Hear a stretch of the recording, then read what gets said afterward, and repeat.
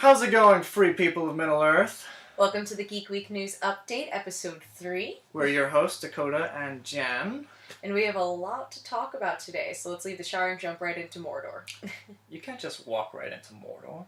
I said jump, actually. We're gonna leap. We're gonna frolic. We can do that. We're gonna Leonardo DiCaprio frolic into Mordor.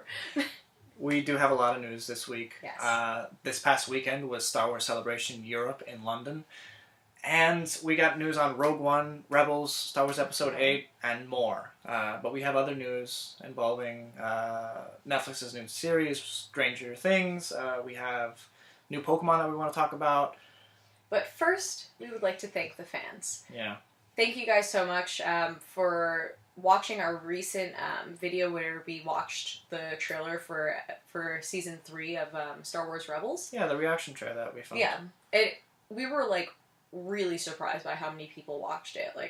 After 40 people, I was just like, wow, that's a lot of people watching it. And, That was only its first 10 minutes. Yeah, and it really skyrocketed, and we can't thank you guys enough for the support. We really appreciate it. Yeah, it was super humbling.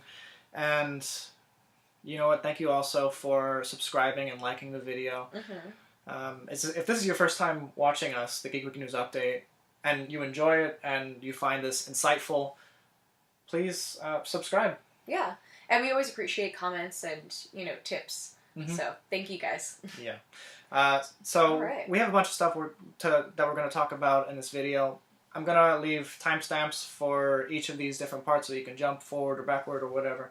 But first things first, let's talk about Netflix's new show, Stranger Things. It's an 8-part miniseries. Man, guys, if you haven't seen it, watch it right now. We'll finish this episode good. And then watch it, but it's so good. It's just fantastic. Why don't you give us the premise, and then we'll talk about how we feel. Okay. Yeah, it takes place in the 80s, and it's very much a nostalgia trip. It feels like E.T. mixed with The Goonies, mixed with a Goosebumps sort of vibe. Yeah. And it takes place in this rural town that these four kids are playing Dungeons and Dragons, and then later on that night, he gets kidnapped by a mysterious creature thing. Yeah, and that's literally the first 10 minutes. So yeah. We're not giving you any spoilers. Exactly. Don't worry. Don't worry. But yeah, it really is phenomenal, and their ability to write children realistically is fantastic. All Absolutely. of the kids are wonderful actors, very well written, very well done. Everything is fantastic. I love it, and it's scary in a great way. It's not like I just peed my pants scary, but it does get to you. The lights start to flicker. It's very goosebumpsy. Yeah, and one thing that's so great about it is that because it has that veneer of an 80s movie, they don't have to stick with the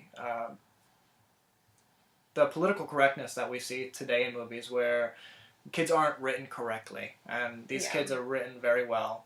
A lot of times when children are written, they're like, oh, this is going to be the smart kid. This is going to be the shy kid. This is going to be, the concerned kid for his family. It's always something they have his goal. Tropes. And kids aren't really like that. Really, and these are very well written. It's fantastic. Everything is. It's awesome. Watch it. Yeah. Not right now.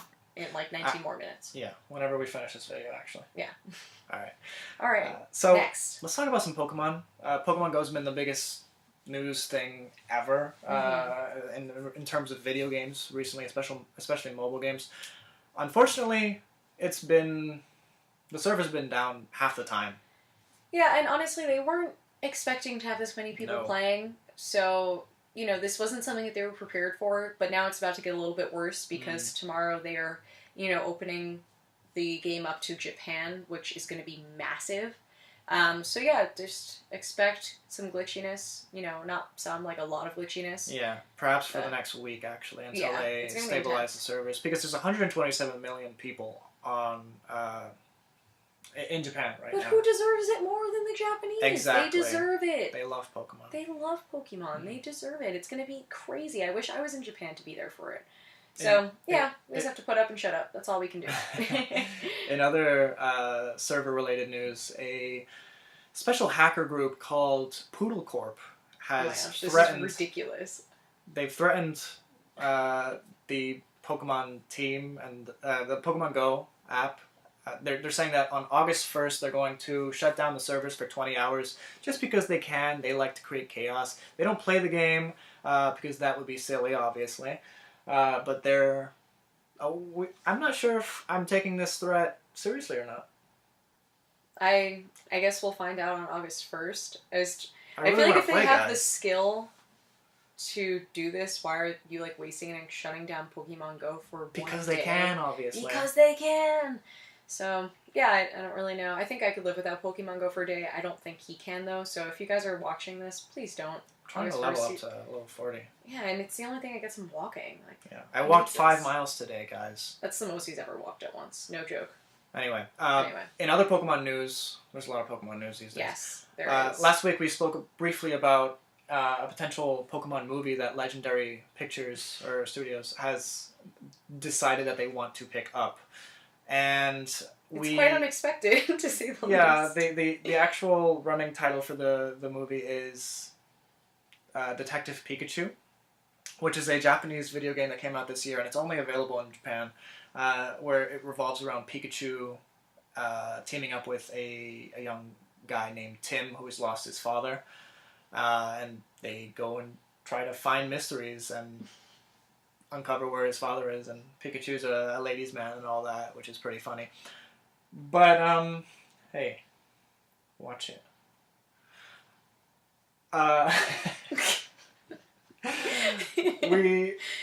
This isn't actually like this isn't how I pictured a Pokemon live action movie being, so I'm a little bit frazzled about it.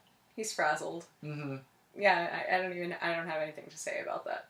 Alright. So we have some new Pokemon. Yes, we do. And we have a video to watch. Yeah, Yay! so these 6 Pokemon are going to be released in the Pokemon Sun and Moon version of the game that's coming out in November of this year. So let's take a look at these Pokemon and see who we like and who we don't. Exciting new additions. Nah, I don't like this guy. I don't like him. Wimpod.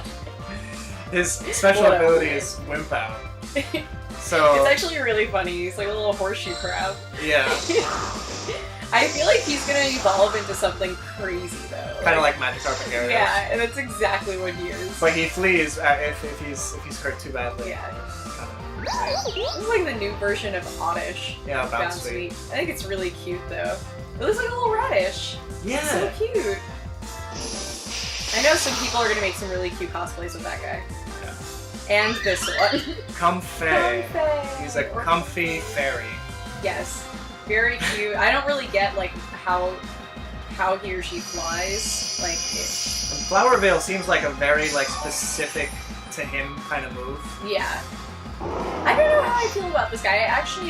I don't really get his move is his own tempo. Mm-hmm. Is he just like really determined to march to the beat of his own drum, or like? No, but like for real, like I don't know what that means. I don't know either. I don't know. But you know, he's a little more of a new looking Pokemon, I think. This guy. I love Mimikyu. He's all over the internet. No joke, I've seen him everywhere. He's basically a ghost Pokemon disguise. that is disguising himself as Pikachu. I don't really get his move Disguise yet. Well, I wonder if Detective Pikachu will be able to find him and figure out his disguise. Of course. But of course. You thinking, of course. I love Beware. Beware. Already. My new favorite Pokemon. Oh, those are strong words. Look at him. Look at him. His ability is fluffy, for God's sakes. Like, come on. In his region, Beware, like they have like signs up like don't get too close to Beware because he'll like crush you to death with his hugs or whatever. Like me. Yeah. Oh, so hyper training is something new that they're introducing. That you can level up a Pokemon's stats instead of having to count on their IVs being in place. So, all right. Let's move on from Pokemon. All right. We are not sick of talking about Star Wars. We have so much to say. Not yet, anyway. Not yet. Sick, yeah. Maybe we'll sicking you guys after all of this. Yeah. But because of the Star Wars Celebration Europe, we have a lot to discuss. Absolutely.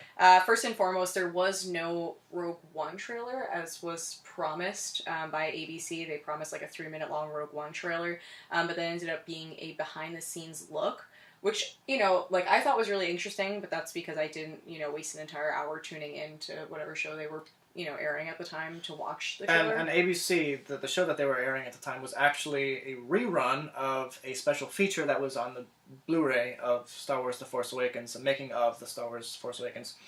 And many people found this to be a little bit annoying that they had to sit through this again. To say the least, honestly. To watch a behind-the-scenes video that came out earlier at a panel in Comic-Con. So, yeah, all around, like, that was a little bit disappointing. But as far as the... There was a short trailer that they showed at Comic-Con. It hasn't been released officially to the public, and it has leaked online, so you can look it up. It's not all that much. All that in a bag of chips. Yeah, it ends with a reflection of the Man in Black himself, Darth Vader, and... Oh, I thought you meant Johnny Cash. No. But you do hear the iconic breathing, and that's pretty much the stinger for the little trailer. Yeah, everybody's excited for that. But we do get a new poster, which is very cool. Yeah, it looks awesome. Yeah, it's, you know, you see the Death Star in the back. That kind of looks like the moon, you know, during the daytime, like when you could see, like, the outline of the moon, except it is no moon. That's not But yeah, it's, you know, one thing that I was surprised by is that the rebels are on the shore, whereas the stormtroopers are coming in from the water. And I guess just because of D-Day, you always picture, you know, like the heroes just coming in from the ocean, like having the disadvantage. So, you know, that's interesting to see. Mm-hmm. And then you also see the trees and stuff burning up behind the stormtroopers. So maybe that is just like a canal or something that they're walking through. But you know, it is very aesthetically pleasing. And this planet here, Scarif, it's a very tropical planet. It was filmed all on location in the Maldives.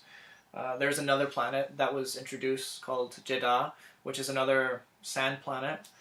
And we know what you guys are thinking. Oh, not another sand planet. But, you know, let's be realistic. Like, all of the planets in the galaxy can't be flourishing with life and foliage. Like, that's just not realistic. But anyway. We have Tatooine, Jakku, Lothal from Rebels, and now we have Jeddah. So Jeddah is like it has some spiritual significance to the Jedi religion and the Jedi way of life.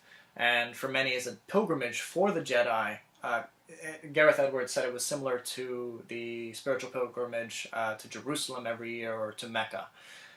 So that'll be interesting, and it's interesting that the Imperials have overrun this planet. Maybe they're hoping that Jedis like go to this place so that they can continue to carry out Order 66 and knock them all out. That makes sense. One other, you know, unfortunate thing was that, you know, a spoiler was released. We are not going to say what it is. I personally do not know what it is. Dakota was spoiled. Yeah, and it really upset me. I'm not a spoiler phobe by any means, and this spoiler that Zhang Wen released to a crowd in Star Wars Celebration.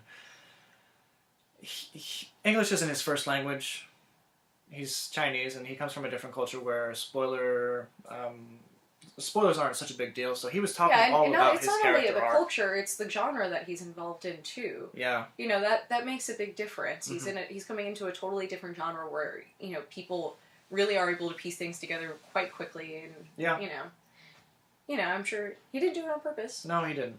Seemed like a nice guy. So we do get our first look at Galen Erso. Yeah, he seems quite rugged. He seems like he's taken a mud bath recently also. He's pretty dirty. Like he hasn't seen a bath in years. This guy. Yeah, so, you know, that's cool. So that's Jen's father. Mm-hmm. Played by Mads Mikkelsen. He mentioned in the panel that he created something very beautiful. We don't know what that is yet. So, we'll see. Episode 8 has finished production. Woo! Yeah. The working title is Space Bear. Yeah, not the real title, obviously. They haven't finished naming it yet. No, they have, actually. The real title is Pikachu Detective. Yay! Detective Pikachu, you mean? Oh, crap. Alright. Anyway. So, yeah. Mm-hmm. So, yeah, they haven't finished naming the title for episode 8 yet. I don't know why they haven't chosen a name yet. Maybe. Either they have, like, 3 really good options or, like, 3 terrible options, and they're just, like, trying to work through it. You know. Probably. Or maybe 2. I don't know. It's been officially announced that Alden Ehrenreich has officially been cast as the young Han Solo. I was thinking that might be why we have some Rogue One reshoots. Like, I'm sure, like, there are some other reasons, obviously, but I think this might be incorporated, maybe, like, working him in and stuff, which makes sense. But that's me jumping to conclusions yet again. Right, but it's definitely likely, now that they have this actor cast, and they're going to be doing reshoots, and they are doing reshoots currently, we might see a cameo of Han Solo in Rogue One. So it should be pretty cool. One thing that may not be so cool, though, is that we might not get a text crawl in Rogue One. Mm-hmm. Apparently, they might be saving that for all of the episodic films. Mm-hmm. Not really sure why. We don't really understand that. I just feel like everyone loves the text crawl for the most part, and it's a classic, and everything else Star Wars prior to has had a text crawl. For most things, anyway. Yeah, for the most part. The comic books have them. The Clone Wars had the narration in the beginning. Some of the books have them. So yeah, I don't understand, like, who's the person behind the scenes who's like, I don't really like the text crawl. Let's just not do it for some stuff. Like, especially something as big as a film. Like, and honestly, it's a very good way to introduce this portion of the story. Yeah. To audiences who don't really follow it. And you know it's going to tick a lot of people off, so why even go there? Yeah. Anyway. Let's talk Rebels. Yeah. We talked a lot in our previous video, our reaction video. But that was kind of, our, like, super candid reaction. We didn't really have time to think about things and meditate on them, and now that we have some more to say. Yeah. And one thing I would like to rectify is that I said that I saw an image of Ahsoka Tano. I was wrong. That was actually Hera's mom. It was when Thrawn was, like, having all their artwork up and basically saying that he wanted to learn more about them so that, he can kind of, like, learn how to tear them apart better. Yeah. So, there was an image of Hera's mom, which is actually really interesting because we don't know too much about her. We only know that she died when Hera's father was fighting the Resistance. So I think Thrawn might, use that weakness against her. Maybe she, will cave if she's trying to protect someone that she loves so that same thing doesn't happen again. So his method of really going through their past is quite interesting. Mm-hmm. Another thing that I thought was really interesting from the trailer was there was this running motif on everyone's apparel of, like, some upside-down triangle. I don't know about you guys, but I've never seen that before or heard of that before in anything Star Wars. Yeah, we even looked it up. Yeah. We looked up all the symbols. We couldn't find it in either canon or Legends. So if you know about it, let us know. Yeah, please do. We don't know anything about it. Right. So I don't know if that's because they're becoming heroic figures and maybe that's, like, the symbol that they have, but also, like, on the Mandalorian helmets and stuff, it was there too. So maybe that's just anyone going against the Empire at the time. Right. I don't know.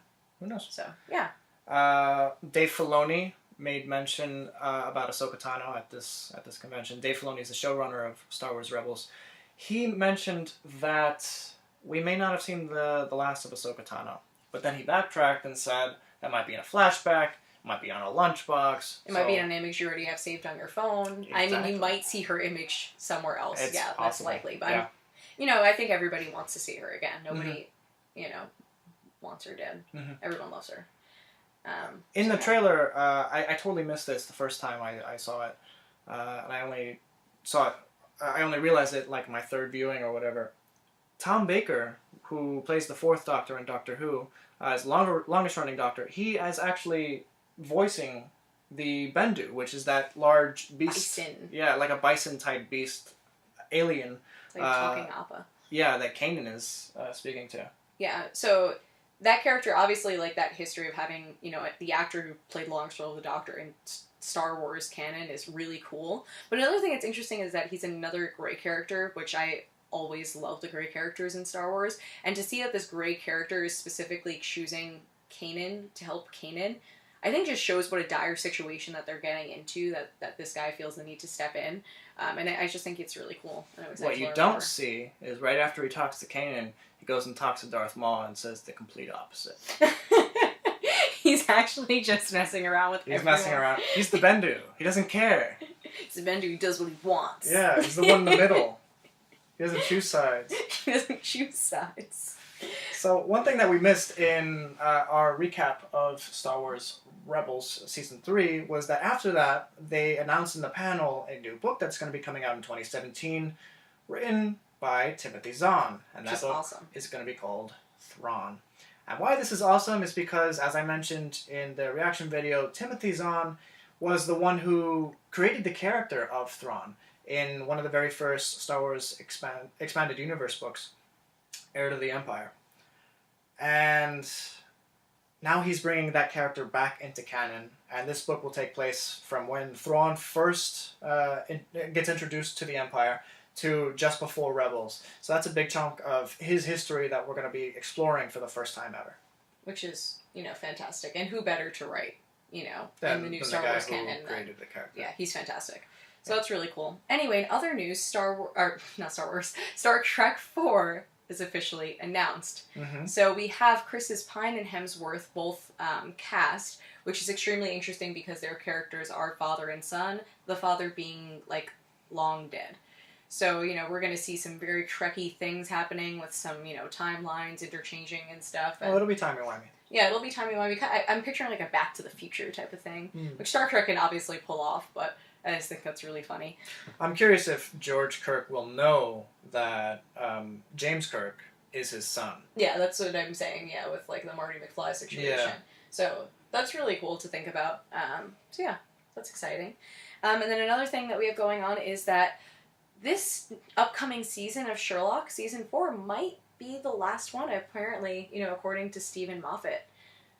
Womp womp. Which, we would be extremely sad if that did happen. Moffat said that he wouldn't be shocked, but he would be surprised if it was. It's just to get, Benedict Cumberbatch and Martin Freeman both to film at the same time because they're, freaking famous now is, really difficult. Getting them in the same room is very difficult. Yeah, they're friends. On the same program, yeah.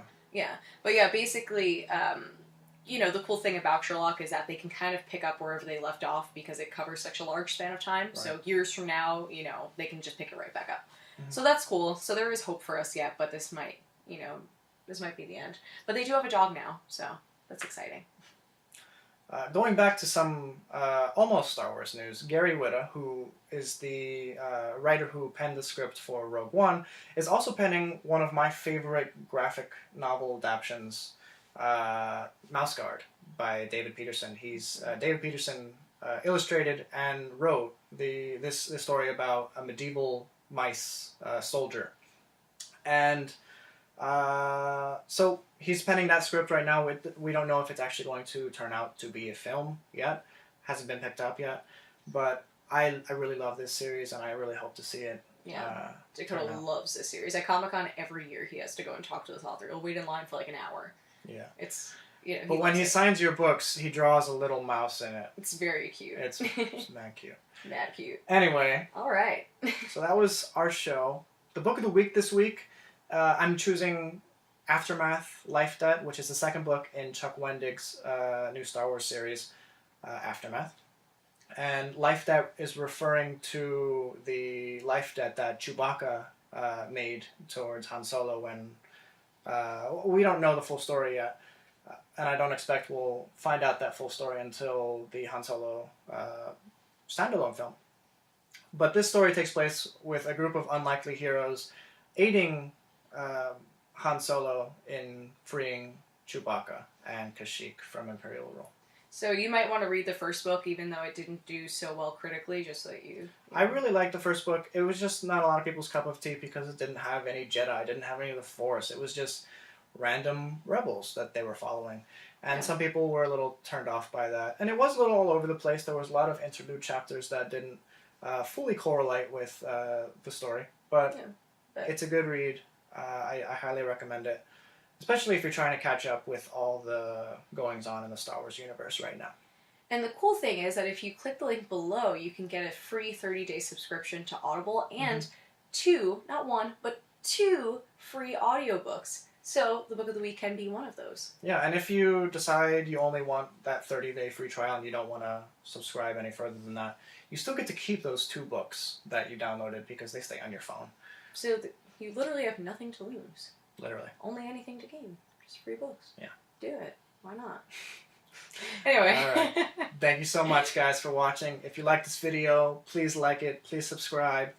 And we'll see you next week. Next week's a huge week because we have San Diego Comic-Con coming up. So exciting! News has already started trickling, but we've decided we're not going to talk anything about San Diego Comic-Con right now. We're going to save that for next week. Yes. So expect a long episode next week about all the happenings in geek culture and pop news. Absolutely. All right. Thank you guys so much. Have Stay a good classy. one.